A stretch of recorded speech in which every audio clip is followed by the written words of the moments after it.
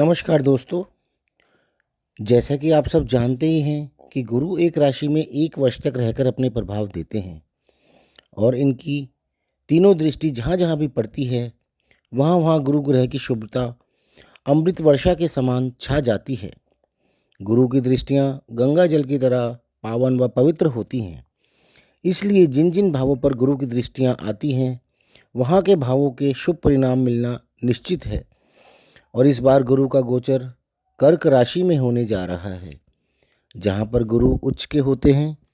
यहाँ गुरु का और उनकी दृष्टियों का प्रभाव इस बार कई गुना बढ़ने वाला है और जिस भाव पर गुरु और शनि दोनों का प्रभाव आएगा, यानी जिस भाव पर दोहरा गोचर लगेगा, उस भाव के प्रभाव तो और भी ज़्यादा शुभ होकर निश्चित तौर पर मिलेंगे ही मिलेंगे। दोहरा गोचर आपके भाव को पूर्ण रूप से एक्टिव कर देता है। आइए अब गुरु के प्रभावों के बारे में जानते हैं। वृश्चिक लगन वाले जातकों की कुंडली में गुरु अभी अष्टम भाव में गोचर कर रहे हैं, जो कि गुरु की बहुत ही अच्छी स्थिति नहीं है, क्योंकि यह भाव शुभ नहीं माना जाता। यह पाताल का भाव माना जाता है। इस समय में जमीन के नीचे काम करने वाले लोग, सीक्रेट एजेंसीज वाले लोग या रिसर्च कर रहे लोगों के लिए यह समय बहुत अच्छा है। यह भाव लंबी बीमारी का भी भाव है। इस समय में आपका खर्च अधिक हो रहा होगा, किंतु अब 2 जून 2026 को गुरु आपके अष्टम भाव से निकलकर आपके नवम भाव में कर्क राशि में प्रवेश करने वाले हैं, जो कि त्रिकोण का भाव है और यह आपकी कुंडली का सबसे प्रबल त्रिकोण स्थान है। इसे हम लक्ष्मी स्थान भी मानते हैं और सबसे अहम बात यह है कि यहाँ पर गुरु उच्च के भी हो रहे हैं। यह स्थान गुरु की बहुत ही अच्छी स्थिति है। यहाँ से गुरु आपके लगन, पराक्रम भाव व संतान भाव को दृष्ट करेंगे। नवम भाव आपके भाग्य का भाव है। उच्च शिक्षा, पिता, समाज, धर्म व पितरों का भाव है। यह 2 जून 2026 से 26 जून 2027 तक का 1 वर्ष का समय में आपको भाग्य का पूरा साथ मिलने वाला है। आपके कार्यों में आ रही अड़चनें दूर होंगी।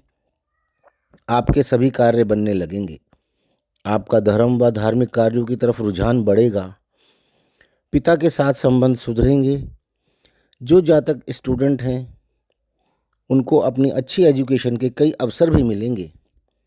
आपको स्टडी के लिए या जॉब के लिए विदेश जाने के अवसर भी मिलेंगे। लग्न पर गुरु की दृष्टि आपके इरादों को मजबूत करती है, आपकी विल पावर को बढ़ाती है, आपका सेल्फ कॉन्फिडेंस स्ट्रॉन्ग करती है, आपका स्वास्थ्य भी अच्छा रखती है। आप बहुत स्ट्रॉन्ग रहकर अपने हर कार्य को अंजाम देंगे। तीसरा भाव आपके छोटे भाई बहन, आपका साहस व पराक्रम तथा आपके सगे संबंधियों का है।